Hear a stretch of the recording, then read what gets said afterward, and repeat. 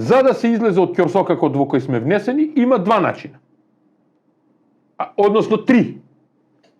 Или да прифатиш се што е во преговарачката рамка и да тргнеш во спроведување, во уставни промени, спроведување и преговори, или да го раскинеш договорот за добрососедство, со тоа и протоколите ќе паднат, и рамката преговарачка ќе падне, се ќе се растури, а имаш таква можност во договорот за добрососедство. Ама тоа не го прават.